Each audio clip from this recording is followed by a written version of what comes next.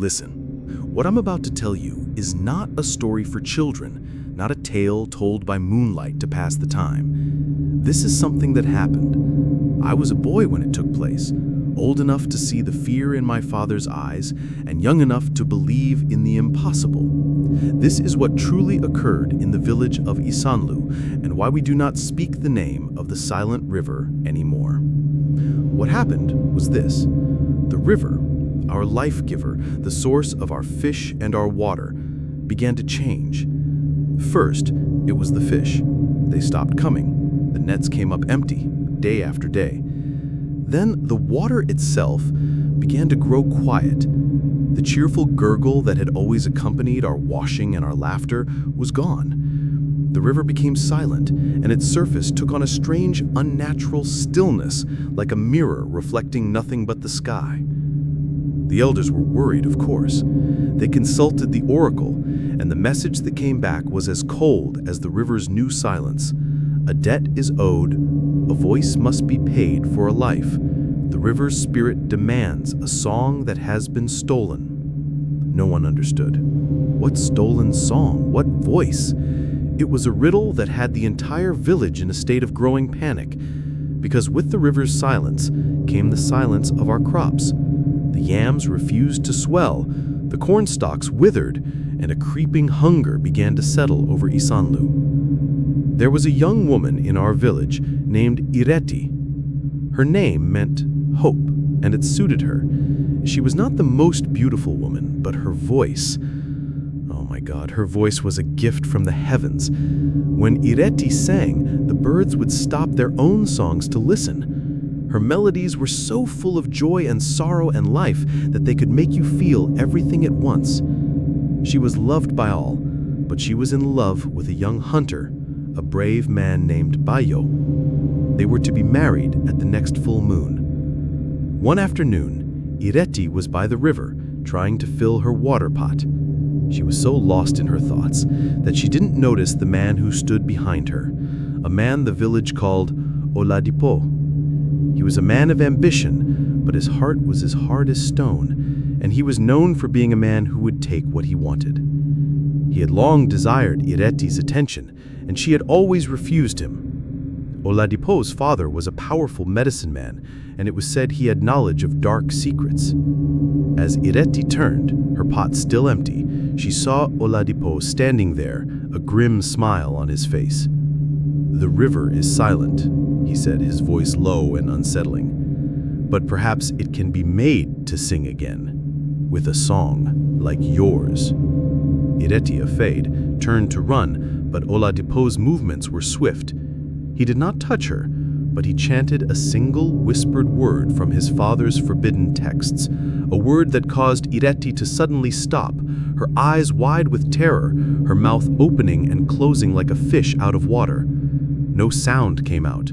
She tried to cry out, to scream, to utter a single word, but her voice, that beautiful, life-giving sound, was gone.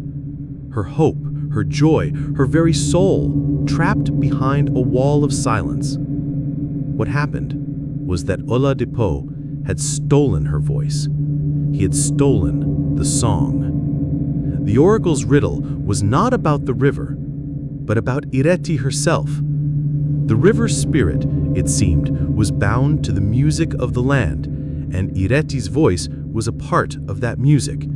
When her song was stolen, the river's flow was disrupted. The silence that had fallen over her had fallen over the entire village. Oladipo then went to the elders. He claimed he had found the answer to the oracle's message. He presented a plan, a sacrifice, but not of an animal. He claimed that the river's spirit demanded a tribute of human courage, a trial for a man who would face the River Eater, a monstrous, unseen spirit that lived at the river's source. He knew that only the bravest would dare, and only one man would be chosen, Bayo, the hunter. The elders, desperate and blind with hunger, agreed. The suspense was unbearable.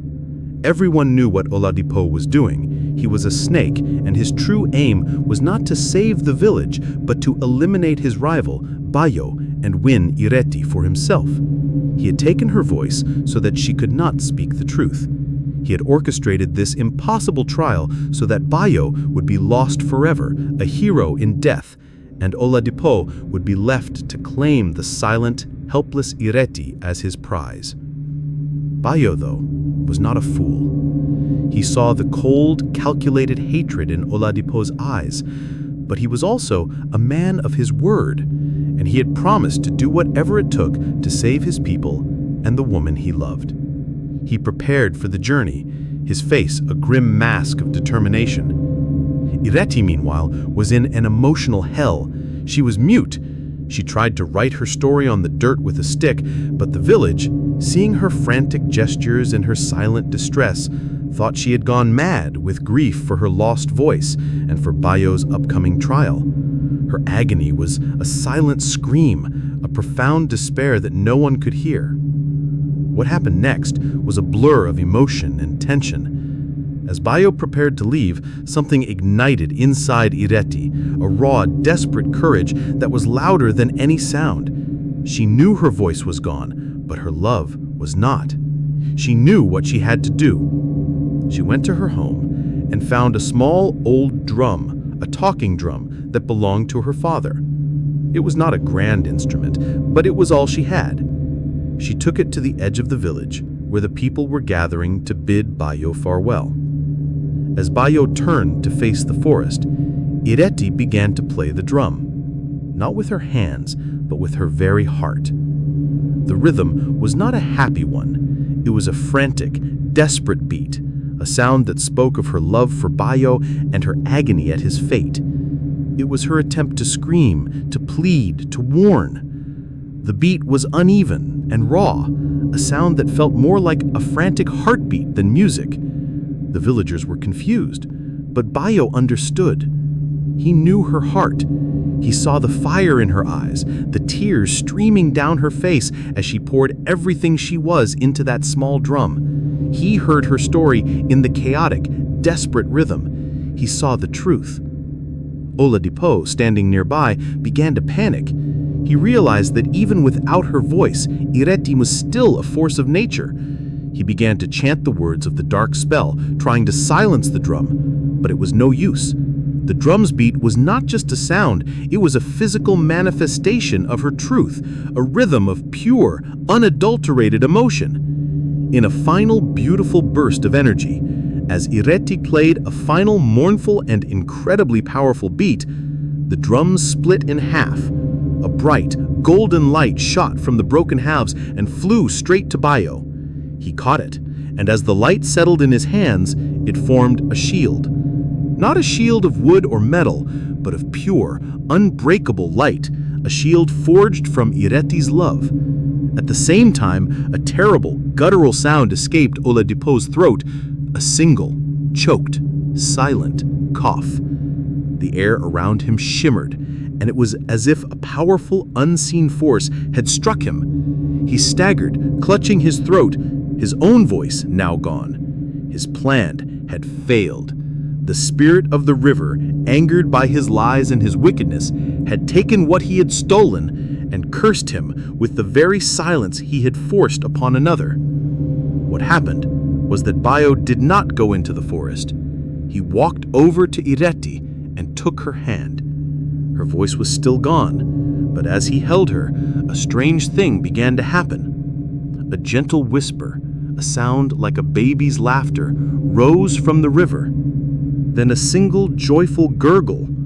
Soon, the river's familiar music returned, and with it, the plants began to unwither, and hope returned to the village.